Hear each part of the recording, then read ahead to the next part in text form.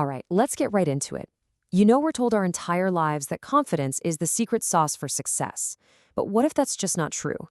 What if the one thing we're taught to admire, that rock solid self confidence, is actually a trap that literally stops us from growing? We're going to pull that whole idea apart today.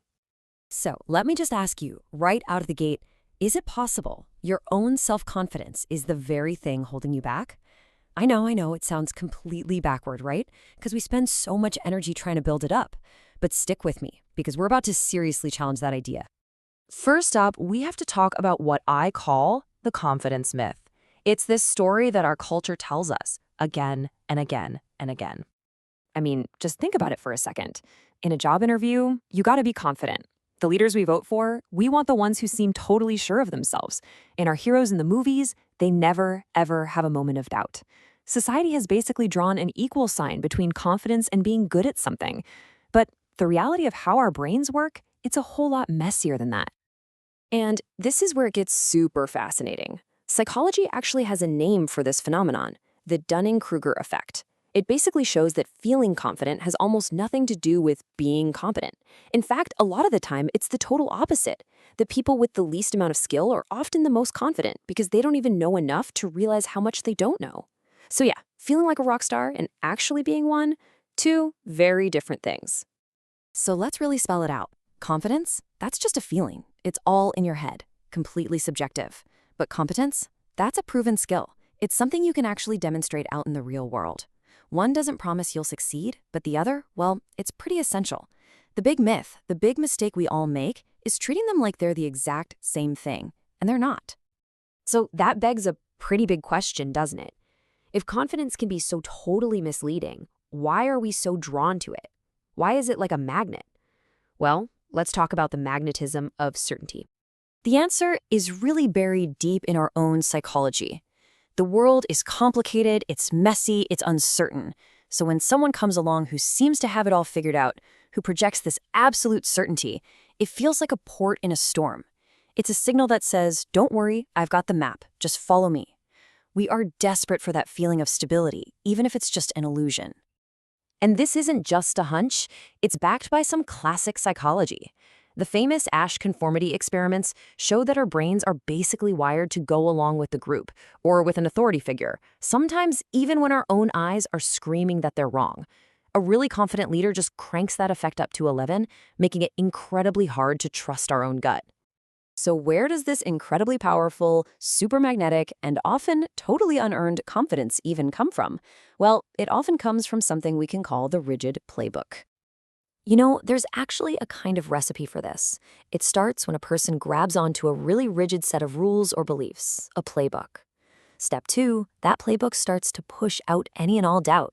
Pretty soon, their confidence becomes totally unshakable. And what happens then? Well, like we just saw, that kind of certainty is magnetic.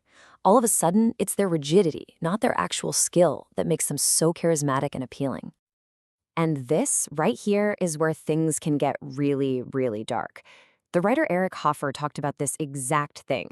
This kind of unshakable certainty, it's the perfect breeding ground for fanaticism.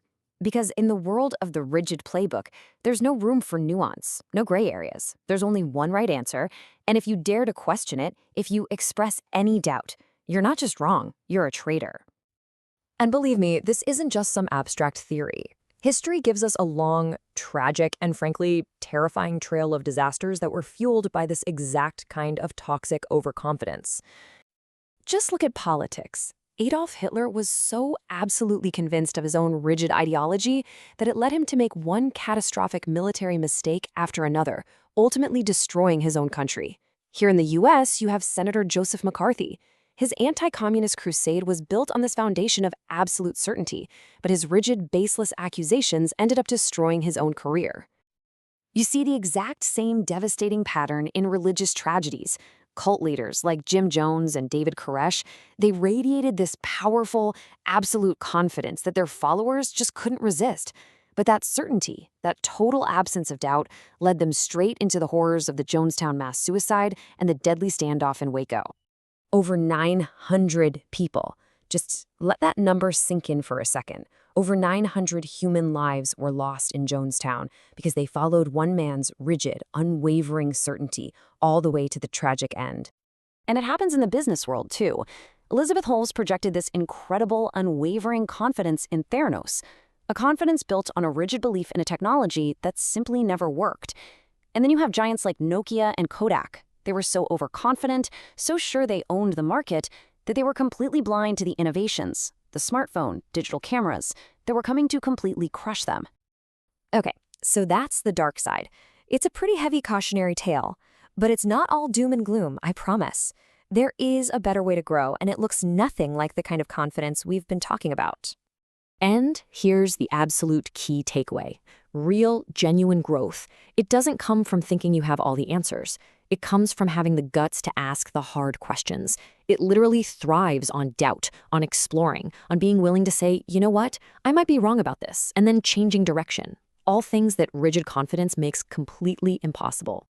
So what's the alternative? What should we be trying to build instead of this fragile, dangerous confidence?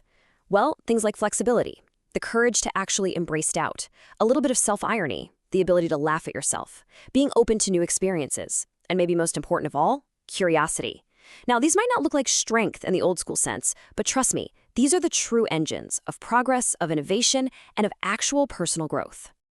Which leaves us with this one last, really powerful thought to chew on. The curse of the strong-willed is that they stop growing. Maybe the biggest danger of being too certain, too confident, is that you end up building these giant walls around yourself. And inside those walls, nothing new can get in. Maybe real strength isn't about never doubting. Maybe it's about having the courage to always stay open, to keep questioning, and to be willing to change.